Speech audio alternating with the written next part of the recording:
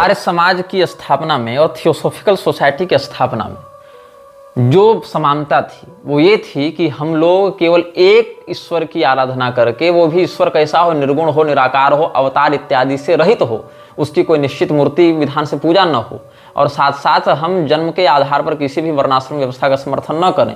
इस प्रकार की समानता के साथ जो आर्य समाज और थियोसॉफिकल सोसाइटी चल रहे थे, उनकी एकता में श्यामजी कृष्ण वर्मा ने बहुत बड़ा रोल निभाया था। तो श्यामजी कृष्ण वर्मा के विषय में अपनी आंट नादयेजदा को न्यूयॉर्क से 1877 में एचपीबी ने एक चिट्ठी लिखी थी।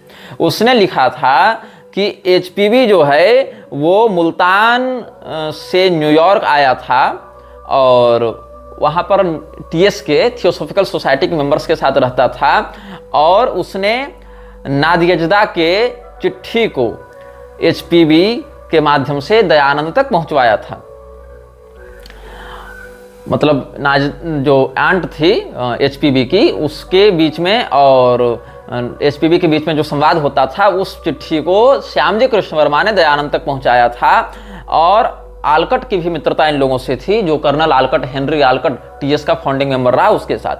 तो इसमें कृष्ण वर्मा का एक आप वर्णन पढ़ेंगे तो समझेंगे कि ये लोग किस प्रकार से चिंतन करते थे। इसमें क्या कहता है He is exceptionally beautiful, although of the color of a light coffee, in his long white pajama dress and a white narrow turban on his head with diamonds on his neck and in bare feet. He is really a curious sight among the Americans in black coats and white collars. When one sees him the first time, he seems not more than 25, but there are moments he looks like 100 years old man. कभी कभी उसे देखकर लगता है कि वो 25 साल का नौजवान है, और कभी कभी उसे देखकर लगता है कि वो 100 साल का बूढ़ा है। इतना अंतर ये वर्णन कर रही है। सफेद रंग का कुर्ता पैजामा पहनकर, एक पगड़ी माथे पर रखकर, और उस पगड़ी में जो है वो हीरे जड़े हुए हैं, हीरों की हार, हीरों की माला, हीरों का हार पहनकर वो नंगे पैर घूमता है अमेरिका में। ये श्यामजी कृष्ण वर्मा का उसने चित्रण किया है। सफेद लाइट कॉफी के समान इसका रंग है, भूरे कलर का ये व्यक्ति है, मतलब जो इंडियन स्किन कलर एक ट्रेडिशन चलता है गेहुआ रंग का, वो है। साथ साथ इसने सफेद कुर्ता पैजामा पहन रखा है, माथे पर पगड़ी है और गले में हीरों का हार है, नंगे पैरी अमेरिका की सड़कों पर चल रहा है। तो वहाँ पर जो ब्लैक कोट इत्यादि पहने हुए व्हाइट कॉलर वाले जो अमेरिकन हैं, उनके बीच में इसकी एक अलग छवि बनती है और सभी लोग इसकी ओर स्वभावतः आकर्षित होते हैं। तो ये व्यक्ति जो श्यामजी कृष्ण वर्मा, ये बहुत पैसे वाला था, ये बहुत ही धनी व्यक्ति था, और इस व्यक्ति ने अमेरिका में थियोसॉफिकल सोसाइटी को अच्छा खासा दान दिया था। कब दिया था? हालांकि डॉलर की कीमत उस समय कुछ और थी, लेकिन फिर भी $20,000 इसने अमेरिकन थियोसॉफिकल सोसाइटी को दान दिया था।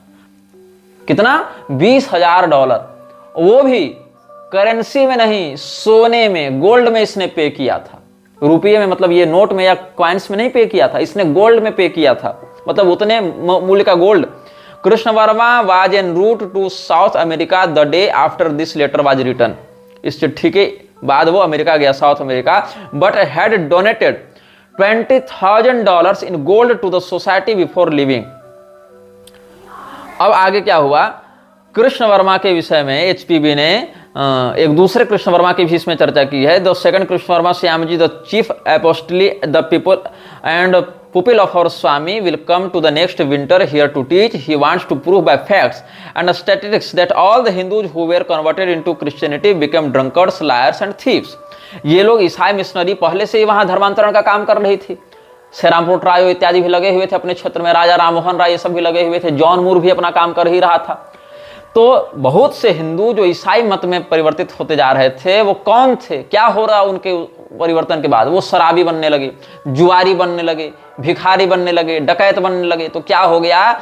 इससे ईसाइयों की छवि बिगड़ने लगी। अरे ये लोग तो चोर होते हैं, ये लोग तो अत्याचारी होते हैं, इस प्रकार से उनकी छवि बिगड़ने लगी। तो इस विषय पर चर्चा, चिंता व्यक्त करने के लिए वो श्यामजी कृष्ण वर्मा को यहाँ पर बुलाया गया है।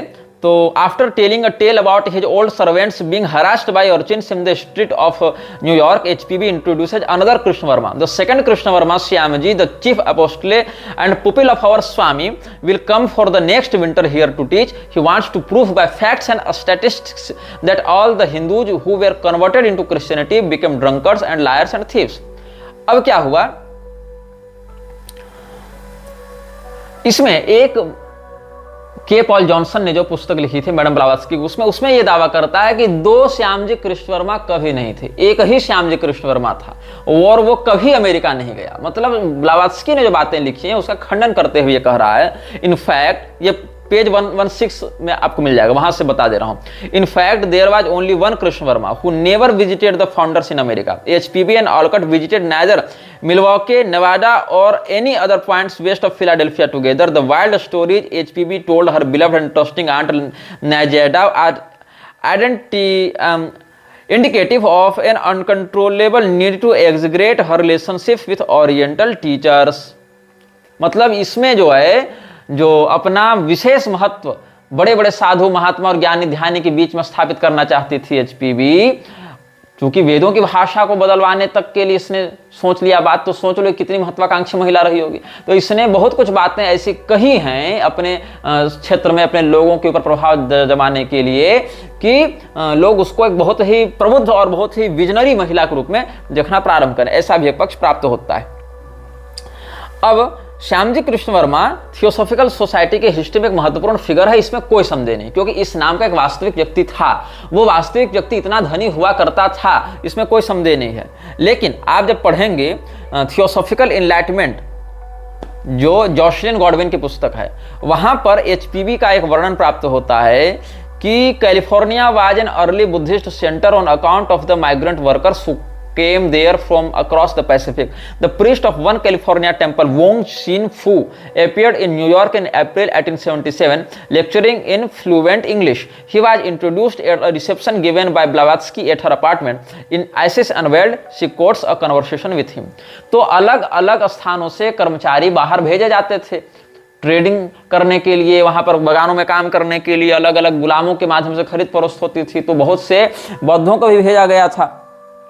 पैसिफिक के पार होते हैं बौद्ध सब जब गए हैं, तो कैलिफोर्निया में उन्होंने बौद्धिस्ट टेम्पल का भी निर्माण किया था. वहां का एक हाई प्रिस्ट था वोंग शिन फू, वो बहुत ही अच्छी अंग्रेजी बोलता था. तो अंग्रेजी जब बड़ी धुआंधार बोले, फर्राटेदार बोले, तो लोग उसकी बात को सुनने के लिए प्रभावित हों, तो बौद्ध मत के प्रति आकर्षण बढ़ने लगा. तो ऐसे इन लोगों को चाहिए था कि कुछ ऐसे वक्ताओं को चुने जो कि संस्कृत में, हिंदी में, अंग्रेजी में, फ्रेंच में, रशियन में फ्लुएंटली बोल सके, ताकि उसकी वक्तृत्व शैली से प्रभावित होकर लोग थियोसॉफिकल सोसाइटी से जुड़ते रहें. तो 1877 में जो न्यूयॉर्क वर्ल्ड मैगजीन छपी, उसके 30 अप्रैल 1877 में ये अकाउंट पब्लिश किया गया है, जहां वोंग शिन फू ने एचपीबी के मिशनरी कार्यों को और कृष्ण वर्मा से भेंट और मौर्य से भेंट, इन सब की बातों को डिनोट वहां पर किया है.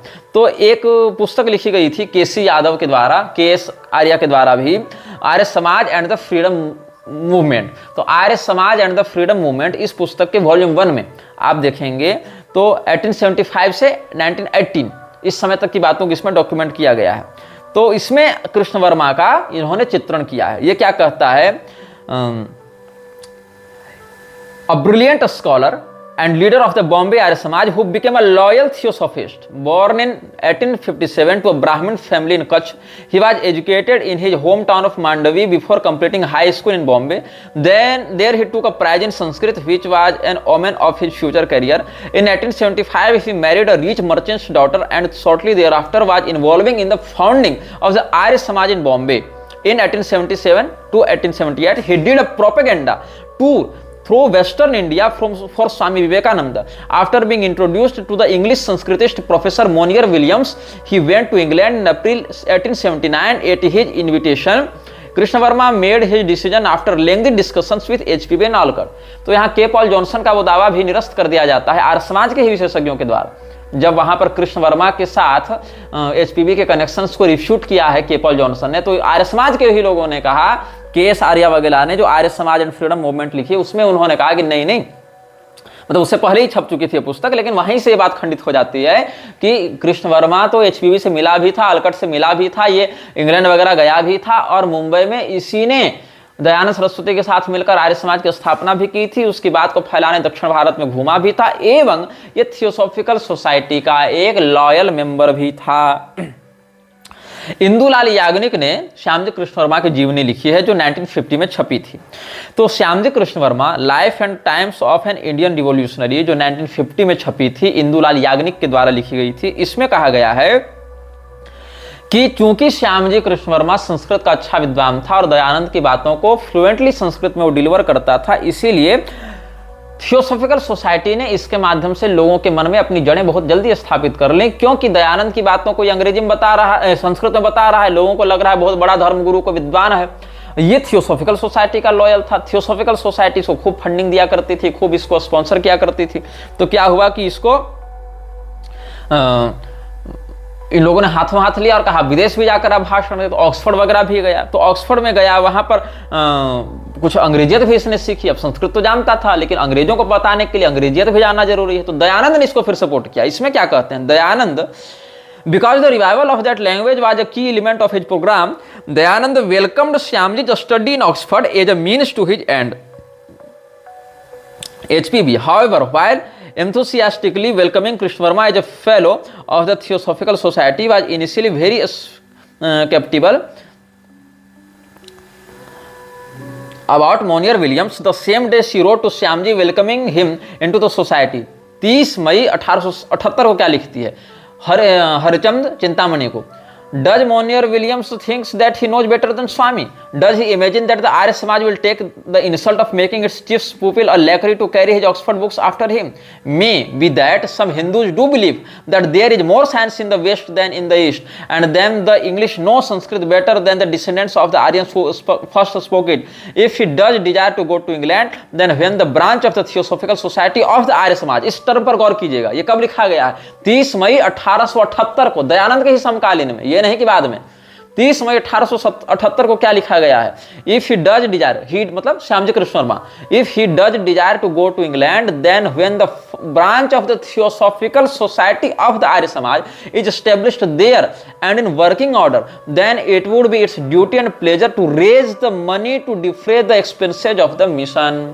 सिर्फ पैसा कमाना और अपने मिशन को आगे बढ़ाना ही लोगों का उद्देश्य था, और थियोसॉफिकल सोसाइटी और आर्य समाज को संयुक्त मर्ज किया गया और इंग्लैंड में इसकी स्थापना आगे बढ़ाने का विचार किया गया था श्यामजी कृष्ण वर्मा के माध्यम से। तो मोनियर विलियम्स जो संस्कृत डिक्शनरी लिख रहा था, उसने दयानंद सरस्वती की बातों का कई बार मजाक उड़ाया कि ऐसी नहीं वैसी नहीं, गलत है। तो एचपीवी ने कहा कि तो हमारी पोल खोल रहा है। तो उसने कहा कि मोनियर विलियम्स को लगता है कि दयानंद सरस्वती से ज्यादा संस्कृत जानता है, जो दयानंद सरस्वती के प्रधान शिष्य श्यामजी कृष्ण वर्मा के ऊपर आरोप लगाता है। मतलब जो आर्य लोग प्रारंभ से संस्कृत बोलते हैं वो नहीं जानते हैं, उनसे बेहतर ये जान रहा है मोनियर विलियम्स। तो मतलब ये लोग उस समय उन लोगों के विरुद्ध भी खड़े हुए जिन्होंने इन लोगों की पोल खोलना चाहा। और इसने यह भी कहा, जब श्यामजी कृष्ण वर्मा को इसने चिट्ठी उसी तारीख को लिखी थी, 30 मई 1878 को ही, ये जो theosophical society of Arya Samaj वाली बात है कि हम लोग इंग्लैंड में स्थापना करेंगे, फिर इसको सक्रिय करेंगे, खूब पैसा बनाएंगे, अपना मिशन पूरा करेंगे, तो हरिचंद चिंतामण को ये लिखा था इसने। कब? 30 मई 1878 को। किसने? मैडम हेलेना ब्लावत्स्की ने। और उसी दिन श्यामजी कृष्ण वर्मा को इसने लिखा था, while I have no right to obtrude opinions unmasked, yet being European myself and knowing the white race, the English scientific world, I feel like quoting to you one of the very few passages in the Christian Bible, which I can thoroughly endorse. Cast not your pearls before swine, nor give that which is holy unto the dogs, for they will return and rend you. I have a poor enough opinion even of the Oxford professors to believe that they form no exception to the rule. किसी पर भरोसा मत करो, अपनी विचारधारा को किसी के सामने समय से पहले अभिव्यक्त मत करो, वरना वह पलट के तुम्ही को नुकसान पहुंचाएगा। ये भाव था इसके कहने का। और ये कहती है कि ऑक्सफोर्ड जब जाओगे तो सतर्क रहना उन लोगों से, क्योंकि वही लोग अपने काम को बिगाड़ सकते हैं। तो इसने 5 जुलाई को फिर उत्तर दिया। 30 मई को चिट्ठी लिखी गई थी श्यामजी कृष्ण वर्मा को, फिर 5 जुलाई को उसने कहा कि भाई तुम कहना क्या चाहती हो, अच्छे से इसको एक्सप्लेन करो। और इसने फिर 7 अगस्त को एक्सप्लेन किया अपनी बात को कि तुमको क्या लगता है कि वहाँ पर इंग्लैंड में जाना और ऑक्सफोर्ड में जाना, वहाँ I know that no young man can live there have a room, वहाँ पर रूम लेकर रहना भी तुम्हारे लिए बड़ा कठिन हो जाएगा अगर हम लोग तुमको कोऑपरेट नहीं करें तो। मैं जानता हूँ, now let us see the position in which you place the Arya Samaj, you are one of the most prominent and promising members, one account of your relations to the reverend Swami, स्वामी मतलब दयानंद सरस्वती। हम देखते हैं तुम्हारे समाज को कहां तक पहुंचाते हो, ये सब बातें वहां पर हैं। तो क्या हुआ, दयानंद सरस्वती का जो संबंध था सबसे कम इसी पर चर्चा हुई है। जॉनसन ने क्या लिखा है, one of the least understood factors in the early years of the TS is the role of Swami Dayanand Saraswati and the Arya Samaj. Theosophical society की स्थापना, विस्तार और उसकी गतिविधियों को प्रमाणित रूप से बढ़ावा देने में दयानंद सरस्वती और आर्य समाज का जो हाथ रहा। समाज उसके विषय में बहुत कम जानता है, बहुत कम चर्चा करता है, उसको समझ नहीं पाए समाज कि आखिर दयानंद और आर्य समाज ने कैसे थियोसॉफिकल सोसाइटी के लिए कार्य किया है। एचपीवी जो है 3 साल के अंतर्गत, lesser than 3 years later, see मतलब madam Blavatsky and Olcott they are planning to make the society, which society? Theosophical society, a Vedic inspired Masonic order with the assistance of the Swami. Which Swami? स्वामी दयानंद सरस्वती। दयानंद सरस्वती के सहयोग से madam Blavatsky और Henry ऑलकट ने वैदिक आवरण में वेदों से प्रेरणा लेकर हम फ्रीमेसनरी एक ऑर्डर की स्थापना करें, ये उनका विजन 3 साल के अंतर्गत बन गया था। और इसीलिए आर्य समाज के साथ इसने महागठबंधन किया और नाम एक रिब्रांड किया कि theosophical society of the Arya समाज ऑफ आर्यावर्त, ये पूरा नाम था। लेकिन क्या हुआ, 3 साल के अंतर्गत ही ये संगठन बिखरने लगा, टूटने लगा। क्यों? आर्य समाज की स्थापना थियोसॉफिकल सोसाइटी से कुछ महीने आगे पीछे की ही चल रही थी।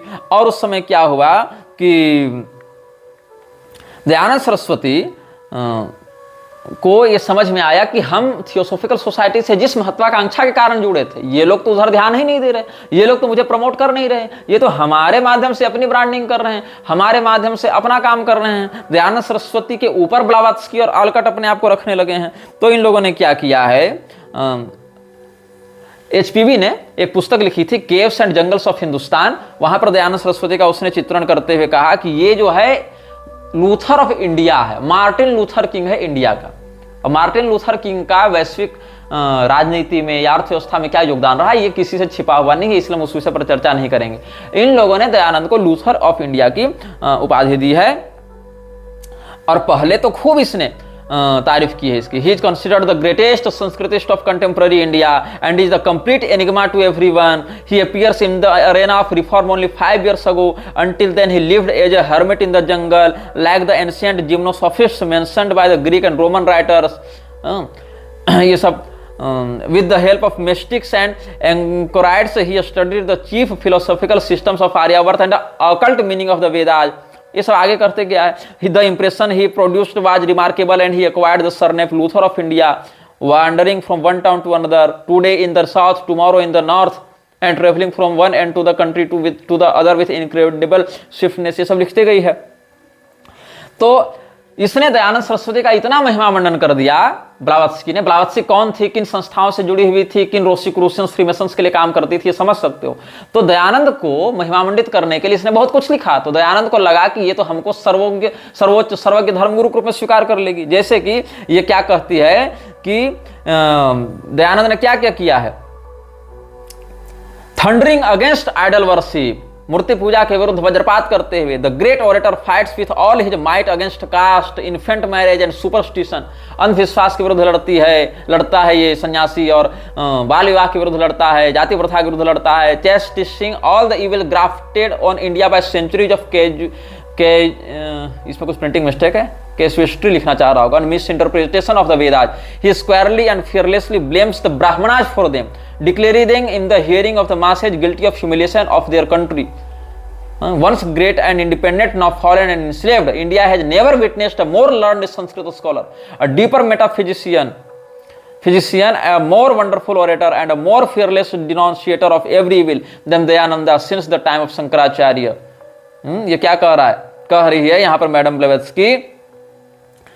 कि ये जो दयानंद है ये मूर्ति पूजा के विरुद्ध लड़ रहा है, जाति प्रथा के विरुद्ध लड़ रहा है। मतलब जिन जिन बातों को ईसाई मिशनरियां हटवाना चाहती थी राजा राम मोहन राय के ही टाइम, उन्हीं बातों को दयानंद विरोध कर करके हिंदू धर्म का संहार करने में ईसाइयों का और ध्यान बढ़ा रहा था, उन्हीं बातों को प्रोत्साहित कर रहा था। तो इसीलिए इसकी प्रशंसा की जा रही है कि ये तो वेदों के गलत इंटरप्रिटेशन का खंडन करके सही इंटरप्रिटेशन ला रहा है, और ब्राह्मणों ने भारत को बहुत बड़े गर्त में डाल रखा था, इसलिए उनका ये विरोध करता है, ब्राह्मणों को हर बात के लिए दोष देता है।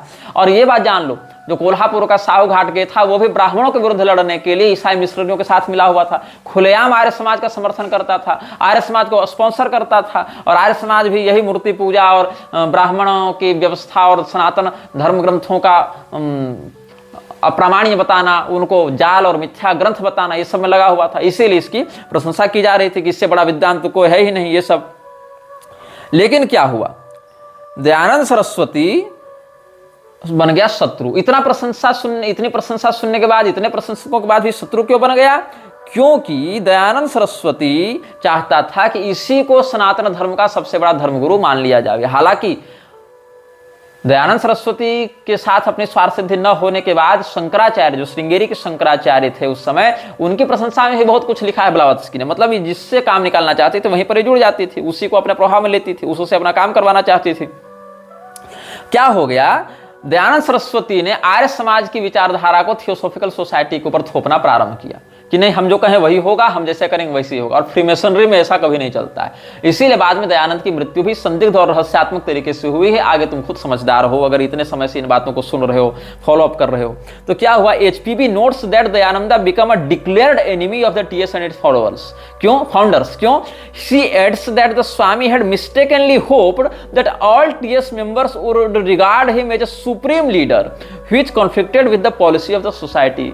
मतलब दयानंद ने थियोसॉफिकल सोसाइटी की संस्थागत विचारधारा के ऊपर स्वयं को स्थापित करने का प्रयास किया था। इसीलिए बाद में यह संगठन टूटने लगा, और जो व्यक्ति दयानंद सरस्वती की चापलूसी नहीं करता था उसको थियोसॉफिकल सोसाइटी से निकलवाने के लिए जोर देने लगता था। इसीलिए दयानंद सरस्वती का बहिष्कार कर दिया TS ने। The demand that those who did not follow the Swami be expelled from the Theosophical Society was the last straw and the alliance was dissolved. ये सब हो गया।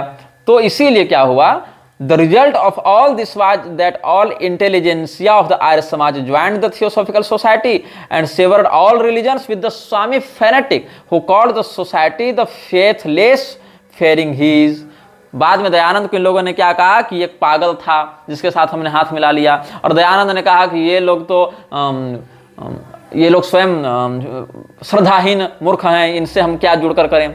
अब क्या हुआ, स्वामी जो है दयानंद स्वामी, दयानंद सरस्वती, उसके विषय में क्या कहती है, इन अनदर फुटनोट क्या लिखती है वो, Blavatsky repeating her charge that the Swami became a fanatic bigot who expected all TS members to follow his version of Hinduism. She calls Vedanta the best and purest of Indian philosophies. The Swami, an opponent of the Vedanta, substitutes for it the Vedas in their dead letter form, which he interprets according to his own wishes and tastes.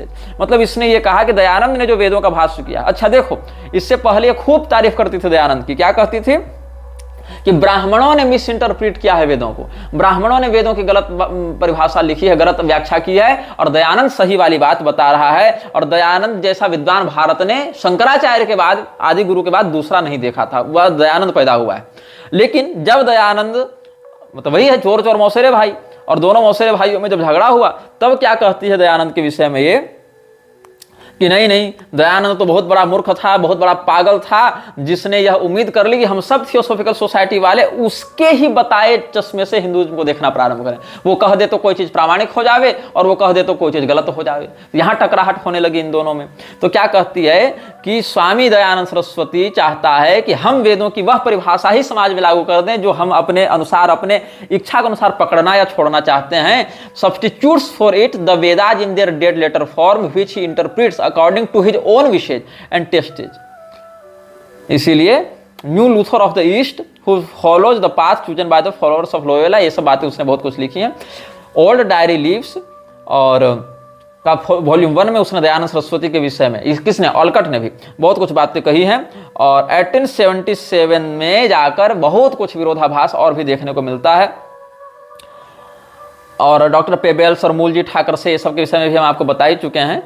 और दयानंद सरस्वती के विषय में फिर ये जो संगठन है वो जब आपस में आया था तब लगा था कि हम लोग दोनों की विचारधारा एक है, लेकिन दयानंद ने अंत में क्या करना प्रारंभ किया, इसने कहा कि नहीं, हम ही विश्व गुरु बनेंगे, हम ही जगत गुरु बनेंगे, तुम्हारी पूरी संस्था हमारे लिए काम करेगी। तो इन लोगों ने कहा तुम निकलो, तुम अपना पहली फुर्सत में निकल जाओ। फिर दयानंद को निकाल दिया गया, फिर दयानंद ने इनको गाली बकनी शुरू की।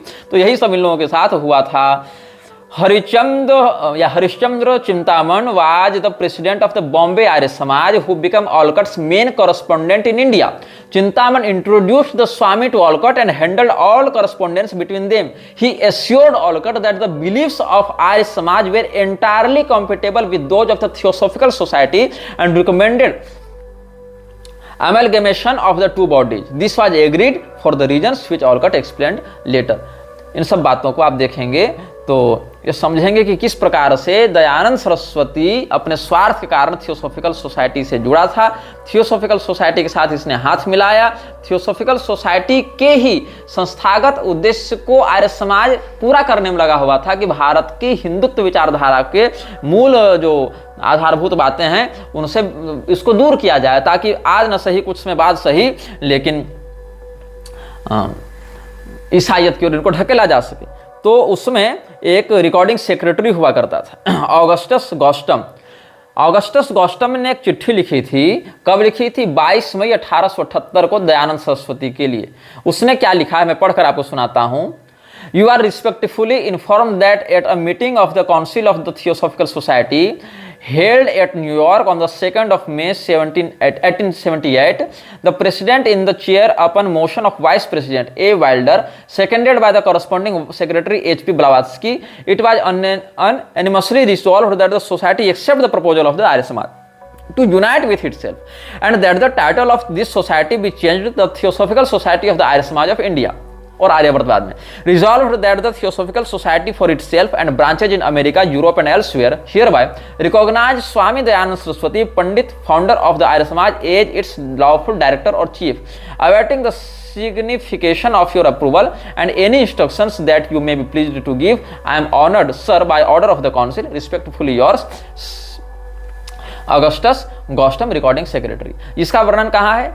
देवेंद्र बाबू ने लिखी थी दयानंद चरित, और इसके पृष्ठ 275-76 में मिलेगा, और पृष्ठ 162-63 देख लेना, life and teachings of Swami Dayanand theosophist, इस पुस्तक में देख लेना। तो लोगों को अगर ये लगता होगा कि दयानंद सरस्वती की योग्यता से प्रभावित होकर थियोसोफिकल सोसाइटी वाले जाकर कहे कि सर हमारा मार्गदर्शन कीजिए गुरुदेव, तो ऐसी बात नहीं है। ऑलकट को जब हरिश्चंद्र चिंतामण ने दयानंद से मिलवाया और इन लोगों ने दयानंद के साथ मीटिंग्स की और ये पता चला कि ये तो आर्य समाज की स्थापना करके इस प्रकार का विचार रखता है, तो दयानंद से ये लोग प्रभावित नहीं हुए, दयानंद ही इन लोगों से प्रभावित हुआ। अच्छा ये तो वैश्विक विस्तार में हमारा सहयोग कर सकते हैं, हमको इंटरनेशनल पहचान देने में, हमारे लिखे ग्रंथों को हिंदुत्व के ही उद्धारक के रूप में मान्यता दिलाने में सहयोगी हो सकते हैं। तब इसने चिट्ठी लिखी थी दयानंद ने इन लोगों को, और 22 मई 1878 को न्यूयॉर्क में थियोसॉफिकल सोसाइटी की बैठक हुई इस चिट्ठी के आलोक में। जो बैठक का अध्यक्ष कौन था? ये लोग ए वेल्डर, एचपी ब्लावत्स्की, ये सब वहां पर थे चेयर पर बैठे हुए। तो वहां पर ये दयानंद के प्रस्ताव को स्वीकार किया कि दयानंद ने जो प्रस्ताव दिया है कि आर्य समाज का जो है एसोसिएशन हो जाए थियोसॉफिकल सोसाइटी के साथ, हम उसको स्वीकार करते हैं। और उसी दिन दयानंद को ऑगस्टस गॉस्टम जो रिकॉर्डिंग सेक्रेटरी था थियोसॉफिकल सोसाइटी का, उसके माध्यम से चिट्ठी लिखवाई गई थी और उसमें कहा कि हम आपके प्रस्ताव को स्वीकार करते हैं। The society accept the proposal of the Arya Samaj to unite with itself and that the title of the society be changed to the Theosophical Society of the Arya Samaj of India। इस प्रकार से ये लोगों ने बातें कही हैं। तो सोच लो कि ये लोग कहाँ से जुड़े हुए थे और किस प्रकार की गतिविधियों में इनकी संलिप्तता थी और कैसे आपसी महत्वाकांक्षा से ये लोग जुड़े हुए थे। ये नहीं कि कोई सनातन धर्म का विकास चाहता है या सनातन धर्म का उद्धार चाहता है या अंग्रेजों के विरुद्ध लड़ना चाहता है, ऐसा कुछ भी नहीं है। सीधी सीधी एक कंपनी को बढ़ाने की बात है, अपने महत्व को बढ़ाने की बात है, स्वयं को सबका बाप घोषित करने की बात है। तो दयानंद सरस्वती की एक व्यक्ति ने बड़ी तारीफ की है, जिसको आर्य समाज बहुत कोट करता रहता है। उस व्यक्ति का नाम और परिचय मैं बाद में बताऊंगा, पहले बताऊंगा उसने कहा क्या है। दयानंद सरस्वती के विषय में एक व्यक्ति लिख रहा है, मैं पढ़कर बताता हूं। Dayanand Saraswati was and no doubt still is one of the greatest reformers and spiritual forces India has known in recent times. His dominant personality has I found extraordinary reflection in the virility of the Arya Samaj movement and in almost every one of its adherents. ये सब बातें उसने आगे लिखी हैं। और Dayanand College at Lahore is itself a monument to the efforts of members of the Arya Samaj under the inspiration of their great leader, and the Gurukul Academy at Haridwar exemplifies the very rightful eagerness of many Samajists to revive the ancient ideal and traditions of Hindu education। ये सब आगे होते हुए कहता है कि the Arya Samaj is thus one of the great forces drawing India to her destiny, and I am glad therefore to have had this opportunity of paying my tribute to its worth and work। ये बातें एक व्यक्ति ने कही हैं, जिसका बहुत प्रचार करते हैं आर्य समाज वाले कि देखो हमारी प्रशंसा अंग्रेजों ने की और ये सब ने की, ये सब भी हमसे प्रभावित थे। इसने कहा कि आर्य समाज बहुत बढ़िया काम कर रहा है, दयानंद ने बहुत बढ़िया काम किया, अद्वितीय विद्वान, अद्भुत व्यक्तित्व उसका, उसके समान कोई दूसरा नहीं, भाई की टक्कर में दूसरा कोई हो ही नहीं सकता, ये इसने कहा। इसका नाम क्या था? इतनी चापलूसी करने वाले का नाम था George Sidney Arundale. George Sidney Arundale जो है, इस व्यक्ति की जब हमने जांच पड़ताल की, चूंकि आर्य समाज वाले इसका प्रमाण दे रहे थे कि देखो उन लोगों ने भी हम लोग की तारीफ की है, तो भाई उनके लिए काम करोगे तो कर ही रहे थे, चलो ठीक है। लेकिन ये स्वयं क्या था? ये 1 दिसंबर 1878 में जन्मा था इंग्लैंड में और 12 अगस्त 1945 में मरा अडयार इंडिया में।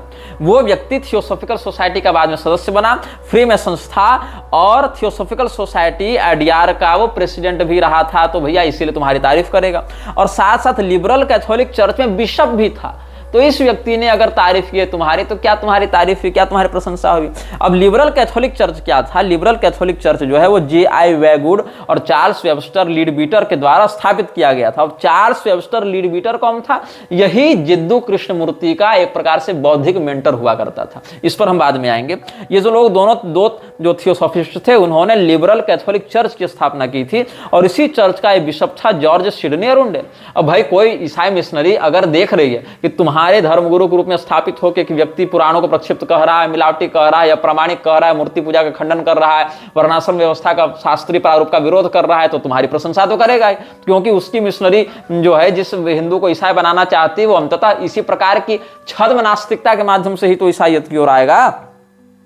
तो इसीलिए जो ये लोग थे J.I. वेगवुड और चार्ल्स वेबस्टर, इन लोगों ने ये सब लिबरल कैथोलिक चर्च की स्थापना की थी। और इसको आर्नोल्ड हैरिस मैथ्यू, जो old Roman Catholic church great Britain का था बिशप, वो ये था, उसके द्वारा बिशप की उपाधि दी गई थी इन लोगों को। आर्नोल्ड हैरिस मैथ्यू जो old Roman Catholic church great Britain का व्यक्ति था, उसके द्वारा इसको बिशप की उपाधि दी गई थी इन लोगों को। फ्रेडरिक सैमुएल वेलोगबाई इसका उच्चारण हो सकता है, फ्रेडरिक सैमुएल वेलोगबाई को उन्होंने दीक्षित किया था उस मत में, या अभिषिक्त किया था उसकी भाषा में कहें तो। और यही लोगों ने बाद में फिर चार्ल्स वेबस्टर इत्यादि को किया, और वेगवुड J.I. वेगवुड को ईसाई मत में बैप्टाइज किया। फिर इन लोगों ने लिबरल कैथोलिक चर्च की स्थापना की। उसी चर्च का बिशप था जॉर्ज सिडनी अरुंडेल, और जॉर्ज सिडनी जो अरुंडेल था वही दयानंद की प्रशंसा में ये सब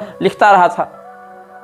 तो इसमें एक बीच में हमने एक व्यक्ति का नाम लिया था जिसका नाम था मौर्य। अब ये मौर्य क्या था? ये चंद्रगुप्त मौर्य, अशोक मौर्य नहीं था, ये कुछ और ही अलग लेवल ये कुचक्र चल रहा है। क्या हुआ कि जो universal brotherhood, the great fight brotherhood, जो 4 बुक्स ऑफ इजराइल पर आश्रित है, और यही ग्रेट फाइट ब्रदरहुड का सदस्य दयानंद भी था। दयानंद ग्रेट फाइट ब्रदरहुड का सदस्य कैसे था, उसके साथ और कौन लोग जुड़े हुए थे, इन विषयों में हम आपको अगले अनुभागों में बताएंगे।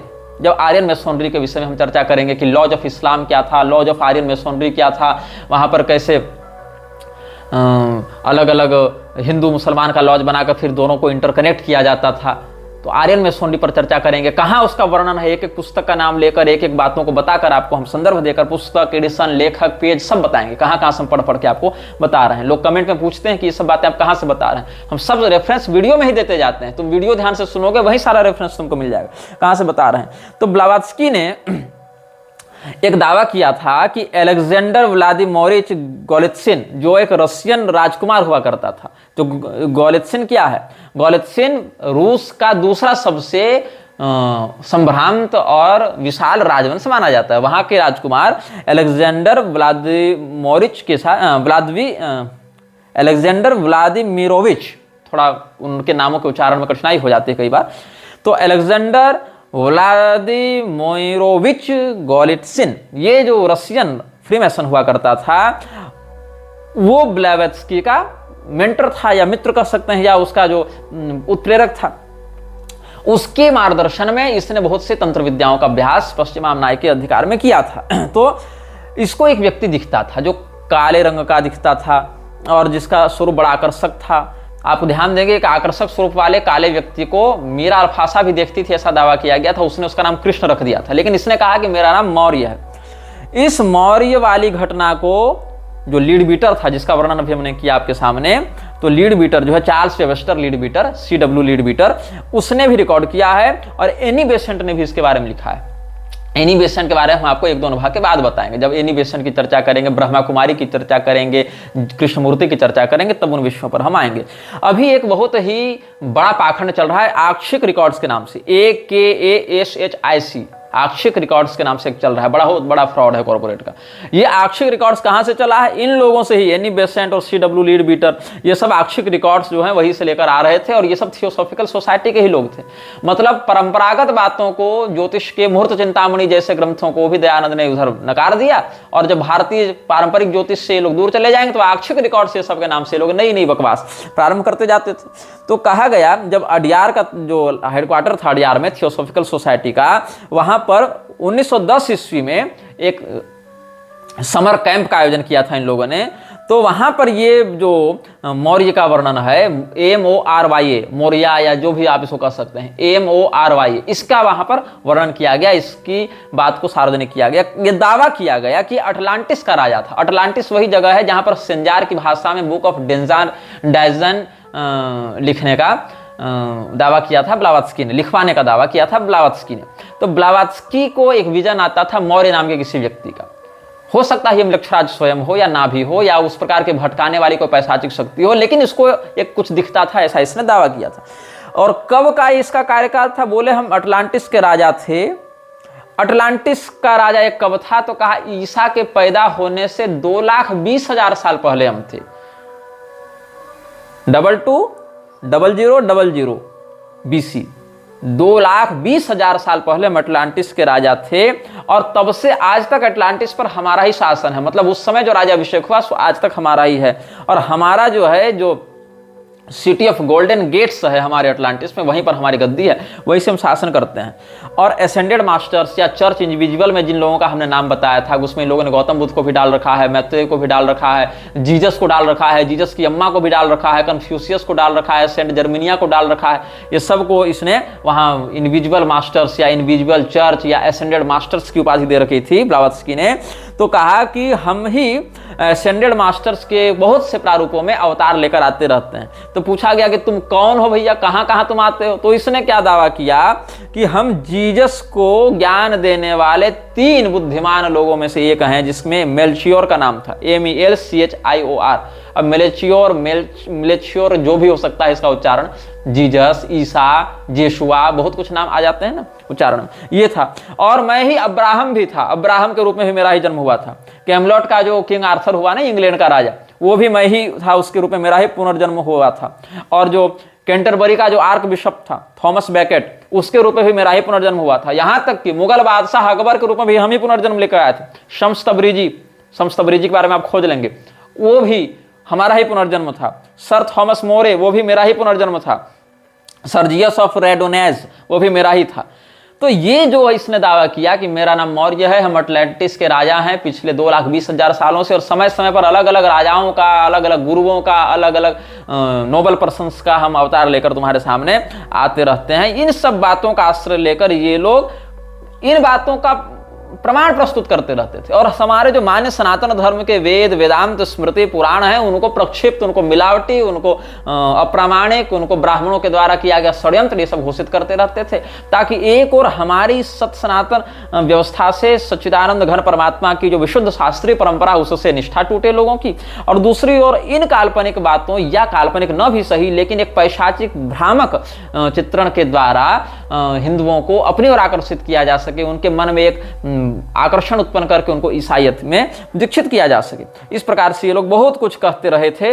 और थियोसॉफिकल सोसाइटी, आर्य समाज दोनों आपस में हाथ मिलाकर, आपस में गठबंधन करके हिंदुओं की ही मान्यता के विरुद्ध जाकर, और वो भी हिंदू धर्मगुरु का वेश बनाकर, हिंदुओं को नास्तिकता की ओर, या कहें तो अर्धनास्तिकता की ओर, या कहें तो कम से कम स्व कुल परंपरा विरोधी के रूप में स्थापित करके क्रमशः, जिसकी जैसी मूर्खता, कम से कम अपनी कुल परंपरा ही छोड़ दो एक पीढ़ी के लिए, तो दूसरी पीढ़ी में अर्धनास्तिकता आ जाएगी, तीसरी पीढ़ी में पूर्ण नास्तिकता आ जाएगी, चौथी पीढ़ी तो कन्फर्म मिलेच्छ बन जाएगी।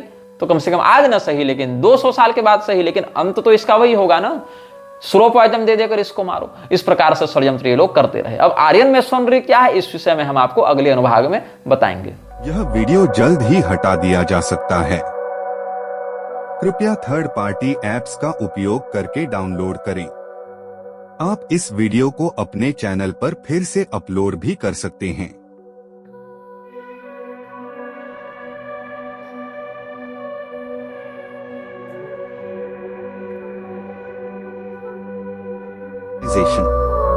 This video may get deleted soon. Please download using third-party apps. You may also re-upload this video on your channels. Thank you.